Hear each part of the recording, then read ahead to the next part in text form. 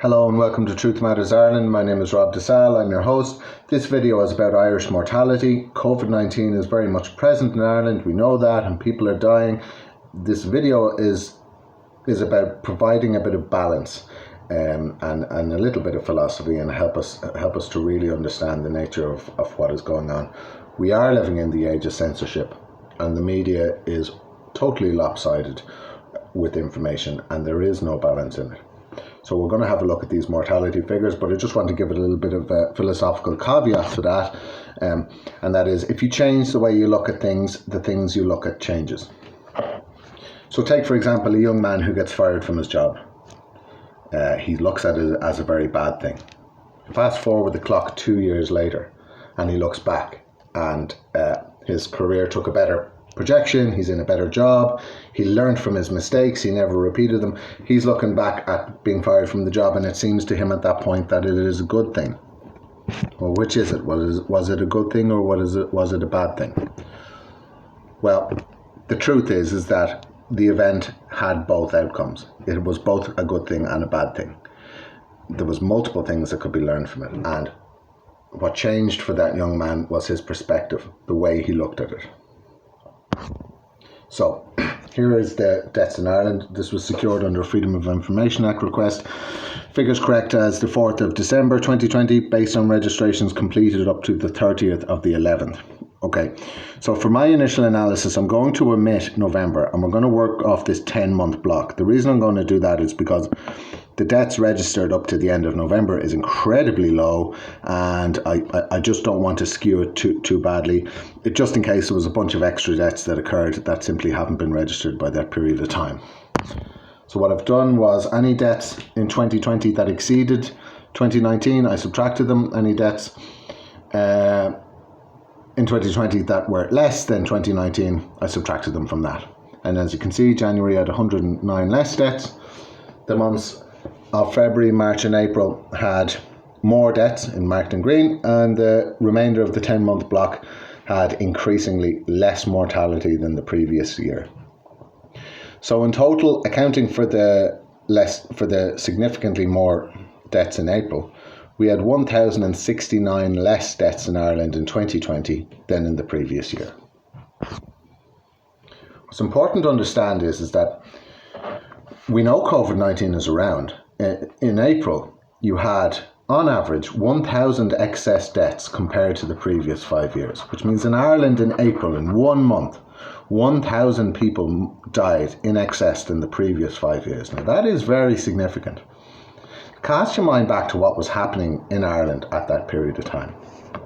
There was a lot of people, a large proportion of the deaths that happened in care homes, happened in residential care centres, also in homes for people with mental disabilities and profound disabilities and things like these.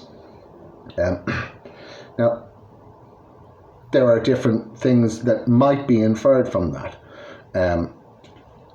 If you look at the remaining part of the 10-month block, there was increasingly less deaths.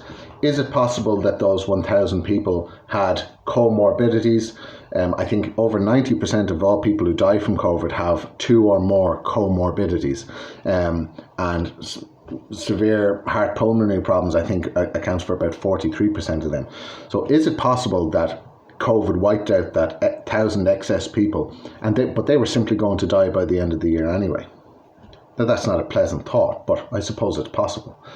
There are unconfirmed reports from people working in care homes that their patients were denied life-sustaining medication because they were suspected of having COVID, and they didn't want that life-sustaining medication to interact with COVID. Now, that's unconfirmed, so we cannot take that as fact. But if that was to happen, that would be an abhorrent thing to have happened in Irish society, that through incompetence we wiped out an excess 1,000 people, vulnerable people, in the month of April. If that was actually to be true, I don't think we could explain away the entire 1,000 excess more people that died in that month block. I think it might account for some of it, maybe, if it is true. But certainly, I very much do believe that that is significant, and COVID-19 was here in the month of April. The rest of the months had significantly less deaths than the previous years. In total, we had 1,069 less deaths than the previous year. What? We're in a pandemic. Why was it not more? I mean, we don't want more people to die, but surely we have a deadly pandemic. There's a deadly virus on. We've accounted for, we've whitewashed the 1,000 excess deaths that happened in April, and we now have 1,000 less deaths than the previous year. More than 1,000 less deaths. How is this possible?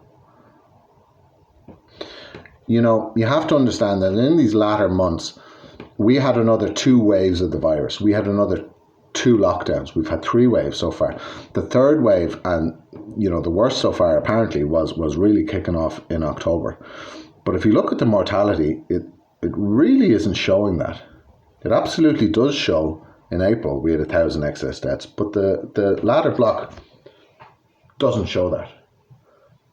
There are various different things, different possibilities for why that could be. Some people would say, well,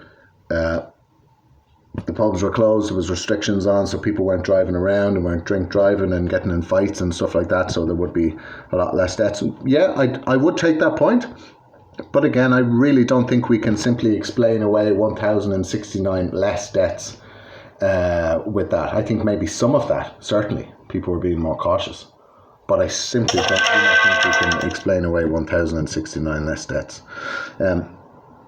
Is it possible that herd immunity had a role to play? That we had a hell of a lot of infections in the early part of the year? And is it possible that a substantial margin of society became immune, and thus we don't have the mortality?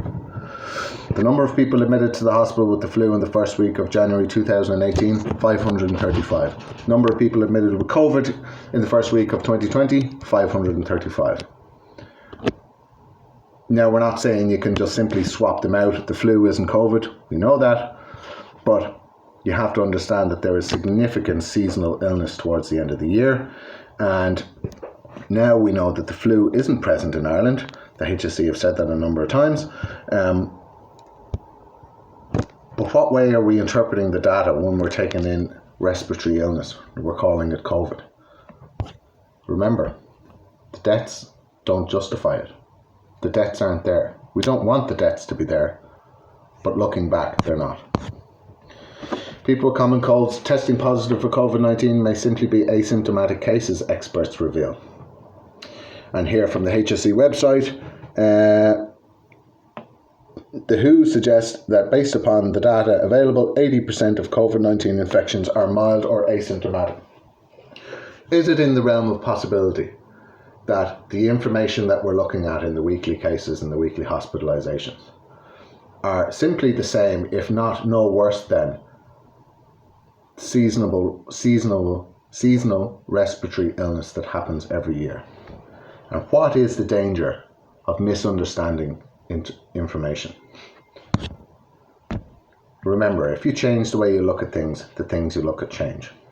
So take, for example, you get that young guy who got fired from the job, and he sees it as a terribly bad thing. Now, let's say he let that negativity and let his interpretation of the event inform his decisions from that point onwards. Let's say he goes online and writes a load of abuse about his previous employer. Let's say he decides not to bother applying for any more jobs. Let's say he decides to get involved in criminality to make money, and he lets his views of the world and his interpretation of it inform his decisions. Well, he doesn't get the benefit of hindsight. He doesn't get to be the young man looking back and being grateful and thankful for the lessons that life had. So what's the dangers of us misinterpreting this information? Well, what's the comparative dangers of suicides in Ireland?